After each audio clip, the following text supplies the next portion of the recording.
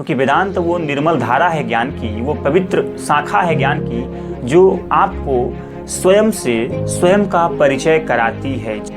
वेदांत आपको बताएगा साफ साफ खुली आंखों से कि आप हैं कौन, और ये आपके बाहर जो ये सारा दृश्य जगत है, जो ये भौतिक संसार है, वो है क्या, और उसके साथ आपको किस तरह का रिश्ता रखना है, किस तरह का संबंध रखना है। अब सवाल ये है कि आप हैं कौन, क्योंकि आप जिंदगी में सब कुछ पाने तो निकल पड़ते हैं, लेकिन बिना ये जाने कि आपको चाहिए क्या और जिसको चाहिए वो है कौन। जो इन दोनों सवालों का जवाब साफ साफ जान जाता है, उसी को वेदांत आत्मस्थ बोलता है, आत्मज्ञानी बोलता है। इस दुनिया में दो तरह के लोग होते हैं, इस बात को हमें बहुत स्पष्ट रूप से समझना चाहिए। पहली श्रेणी उन लोगों की होती है जिन्हें आप आत्मस्थ कह सकते हैं, जिन्हें आप आध्यात्मिक शब्दावली में स्थित प्रज्ञ कह सकते हैं।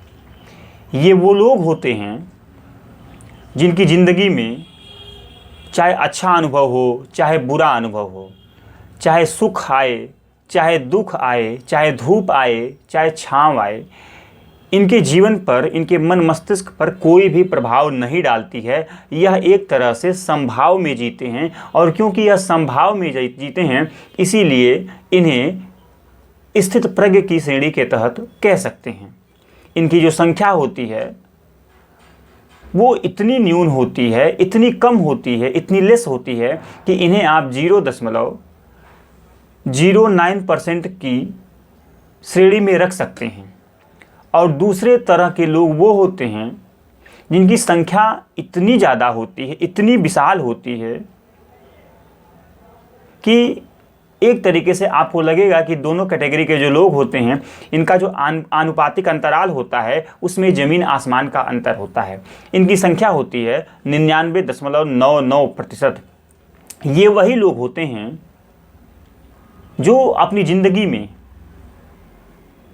कुछ पाना चाहते हैं, क्योंकि इंसान के जीवन में उनकी एक मौलिक मांग होती है। जी हाँ, इंसान की ज़िंदगी में, हमारी ज़िंदगी में एक मौलिक मांग होती है। उस मौलिक मांग का नाम है शांति, सहजता और आनंद। लेकिन ये शांति, सहजता और आनंद जो है, हम इतने बदनसीब होते हैं कि हमें हमारी ज़िंदगी में कभी भी हमें हासिल नहीं होती, हम इसे कभी भी प्राप्त नहीं कर पाते। हमें ये शांति प्राप्त हो, इसके लिए हमारी ज़िंदगी में चाहिए होती है एक क्रांति का घटना, एक ऐसी क्रांति जो हमारे भीतर के जो अज्ञान हैं, जो अहंकार हैं और जितने भी विकार हैं, उन सब को एक झटके में समाप्त कर दे, जलाकर राख कर दे। हमें ज़रूरत होती है अपने जीवन में एक ऐसे क्रांति की जो हमारी स्वयं को लेकर के और संसार को लेकर के हमारी जो धारणा होती है, जो मान्यता होती है, हमारे जितने भी अंधविश्वास होते हैं, उनको एक झटके में समाप्त कर दे, जलाकर राख कर दे। हमें अपनी ज़िंदगी में ज़रूरत होती है एक ऐसी क्रांति की जो हमारे भीतर के अहम भाव को, अहंकार को आत्मा की तरफ मोड़ दे, आत्मा से जोड़ दे। एक ऐसे क्रांति की ज़रूरत होती है दोस्तों हमारी ज़िंदगी में हमें, जो हमें क्रांति के घटने के बाद बिल्कुल वैसा न रहने दे जैसा हम खुद को मान बैठे हैं, बना बैठे हैं। लेकिन दोस्तों, हमारा दुर्भाग्य ये होता है कि ये क्रांति हमारी ज़िंदगी में कभी भी घटित नहीं होती। हमारी ज़िंदगी में क्रांति घटित हो सके, ये रूपांतरण हो सके, इसके लिए चाहिए होता है हमें आत्मज्ञान। क्योंकि दोस्तों, आत्मज्ञान ही वो चिंगारी है जो क्रांति की ज्वाला बनकर आपके भीतर की जो शांति की चाह है, जो शांति की प्यास है, जो तड़प है, उसको शांत कर देगी, उसको समाप्त कर देगी। और तभी जाकर के आप अपने आप को उन श्रेणी में रख पाएंगे जिनकी संख्या 0.01% है, जिनको आप स्थित प्रज्ञ कह सकते हैं, आत्मस्थ कह सकते हैं। ये वही लोग होते हैं जिनको कोई भी अनुभव, कोई भी विचार कभी कोई प्रभावित करने तो दूर की बात है, छू भी नहीं पाता।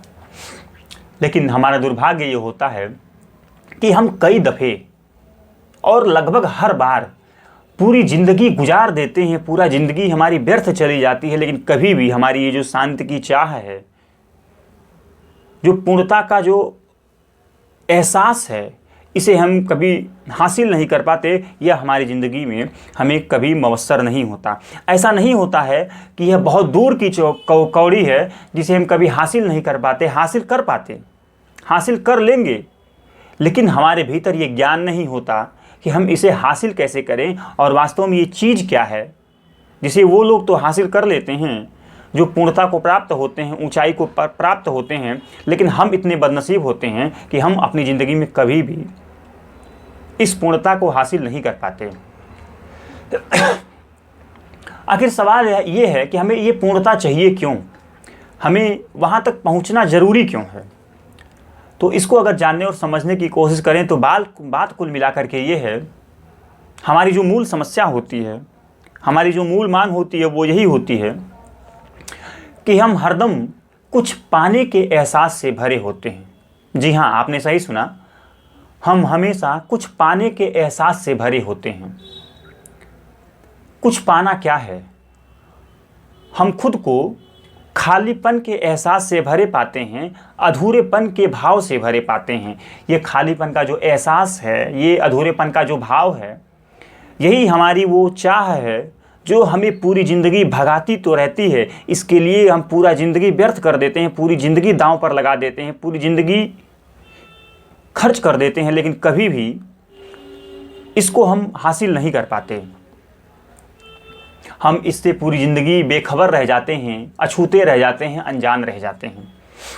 अब सवाल ये है कि ये जो क्रांति है, ये हमारी ज़िंदगी में घटित हो कैसे?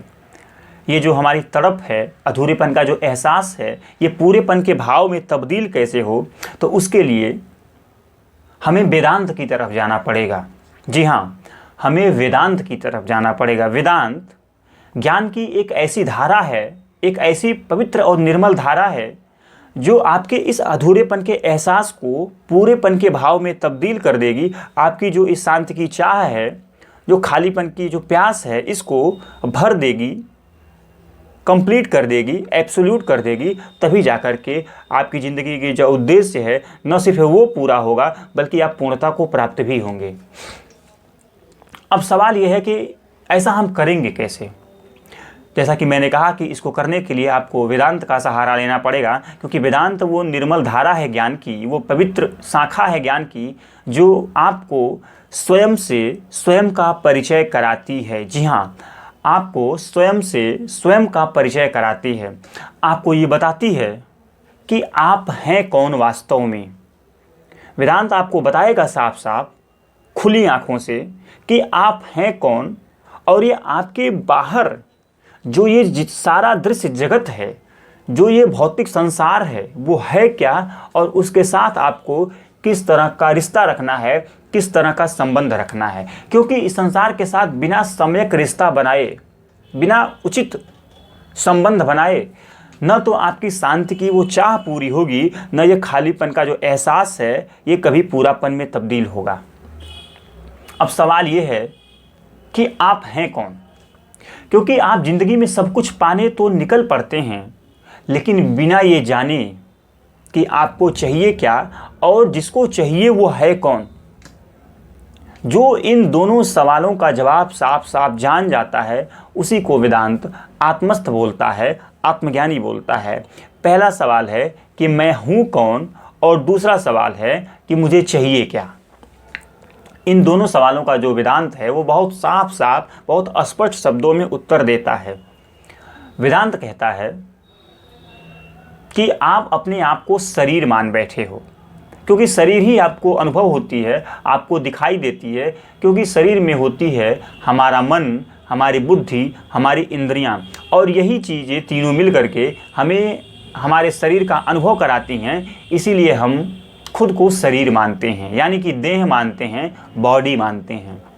लेकिन वेदांत कहता है आप शरीर नहीं हो बल्कि आप आत्मा हो। आप शरीर नहीं हो बल्कि आप आत्मा हो। लेकिन आत्मा अब कब हो?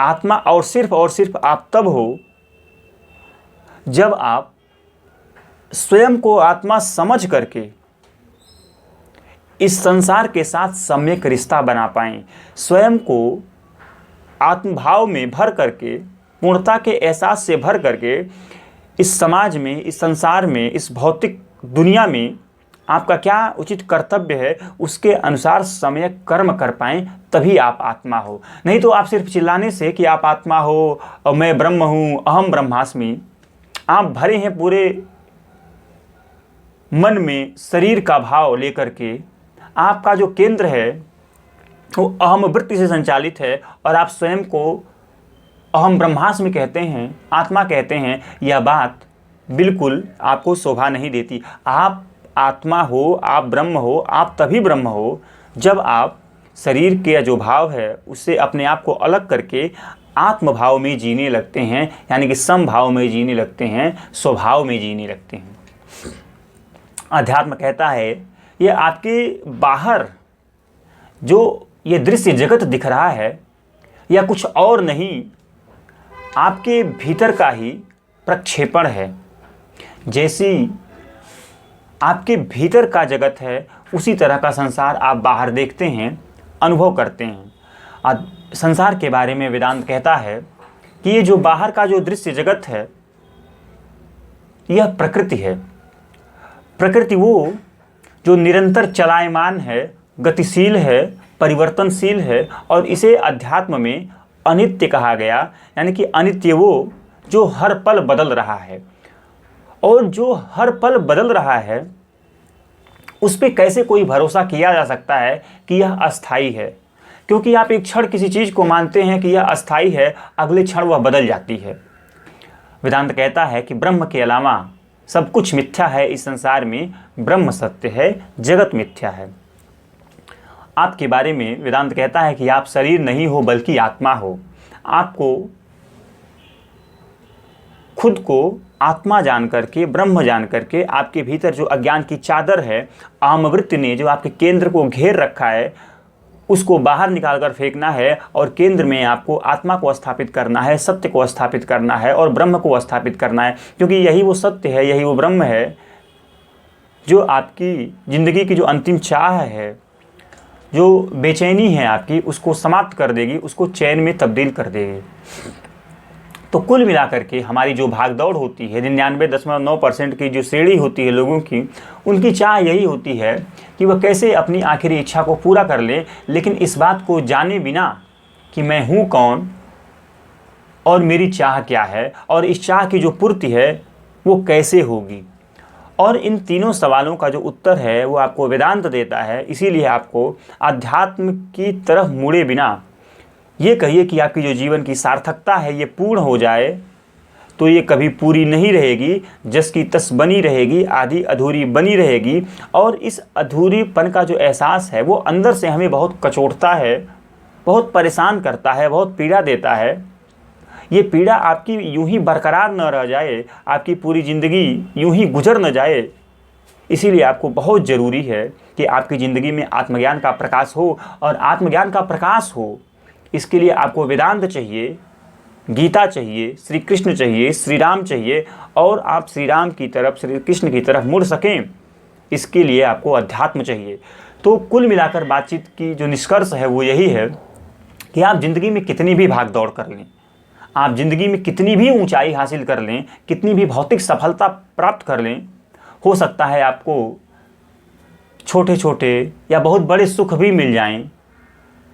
वो जो सुख की आपकी समयावधि हो सकता है बहुत लंबी है, लेकिन सुख और आनंद में ज़मीन आसमान का अंतर होता है दोस्तों। क्योंकि सुख पाना भी इस बात का सूचक है कि उसके खो जाने का लगातार डर बना रहता है। और किसी चीज़ के खोने का अगर डर बना है तो उसको आप कैसे आनंद कह सकते हैं, कैसे आप कह सकते हैं कि जीवन में वो मिल गया जो हमारी अंतिम चाह थी, अंतिम इच्छा थी।